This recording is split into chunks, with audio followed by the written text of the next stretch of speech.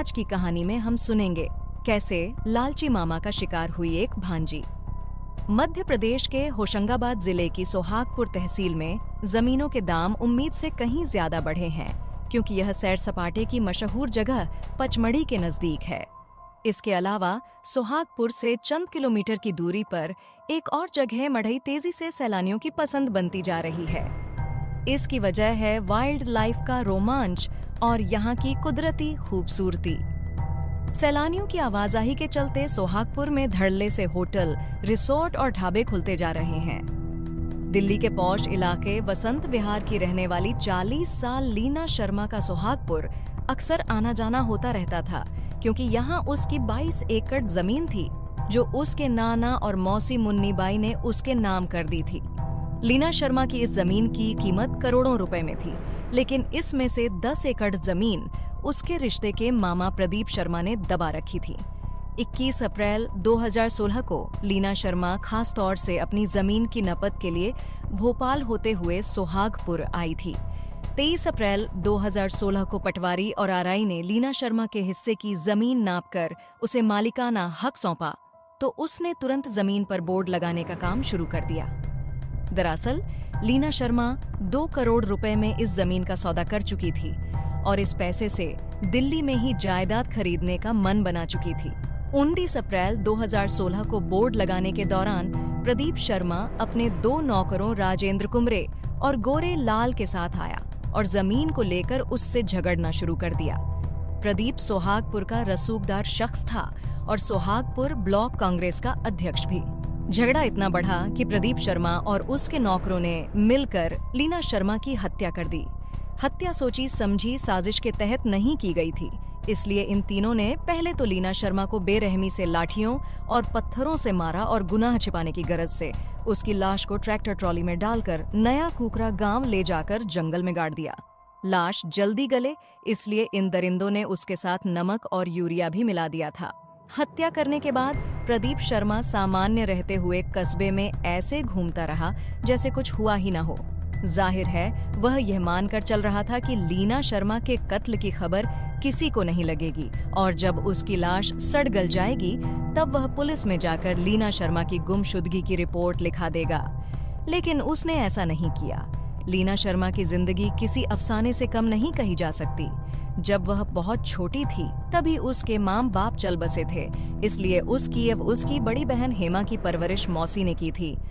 मरने से पहले ही मौसी ने अपनी जमीन इन दोनों बहनों के नाम कर दी थी। बाद में लीना शर्मा अपनी बहन हेमा के साथ भोपाल आकर परी बाजार में रहने लगी थी।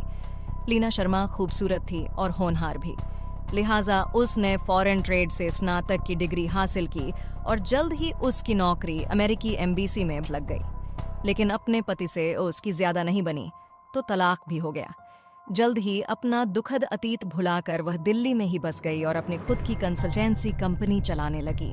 40 साल की हुई तो लीना शर्मा ने दोबारा शादी करने का फैसला कर लिया, लेकिन शादी के पहले वह सोहागपुर की जमीन के झंझट को निपटा लेना चाहती थी, पर रिश्ते के मामा प्रदीप शर्मा ने उसके मंसूबों पर पानी फेर दिया।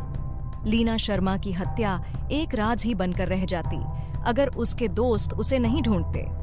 जब लीना शर्मा तयशुदा वक्त पर नहीं लौटी और उसका मोबाइल फोन बंद रहने लगा तो भोपाल में रह रही उसकी सहेली ऋतु शुक्ला ने उसकी गुमशुदगी की खबर पुलिस कंट्रोल रूम में दी। पुलिस ने मामले को गंभीरता से लेते हुए प्रदीप शर्मा से संपर्क किया तो वह घबरा गया और भांजी के गुम होने की रिपोर्ट सोहागपुर थाने में लिखाई, जबकि वही बेहतर जानता था कि लीना शर्मा अब इस दुनिया में नहीं है। देर से रिपोर्ट लिखाए जाने से प्रदीप शर्मा शक के दायरे में आया और जमीन के झगड़े की बात सामने आई तो पुलिस का शक यकीन में बदल गया। मामूली सी पूछताछ में प्रदीप शर्मा ने अपना जुर्म कबूल कर लिया, लेकिन शक अब लीना शर्मा की बहन हेमा पर भी गहरा रहा था कि वह क्यों लीना शर्मा के गायब होने पर खामोश रही थी।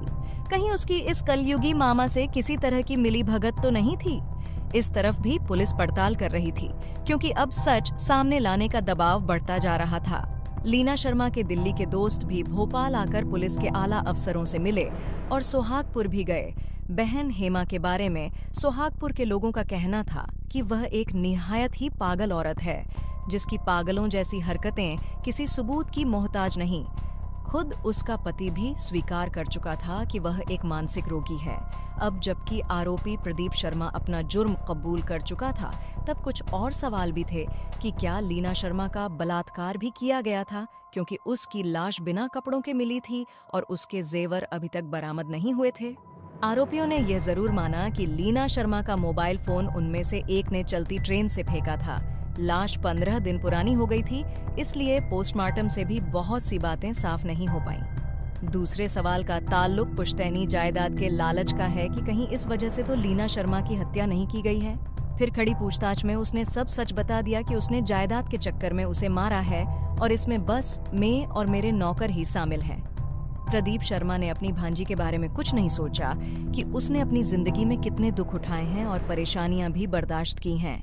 अगर दूसरी शादी करके अपना घर बसाना चाह रही थी तो यह उसका हक था, लेकिन उसकी दुख भरी जिंदगी का खात्मा भी दुखद ही हुआ। क्राइम की इस कहानी के बारे में आपकी क्या राय है? कमेंट कर अपनी राय जरूर दें।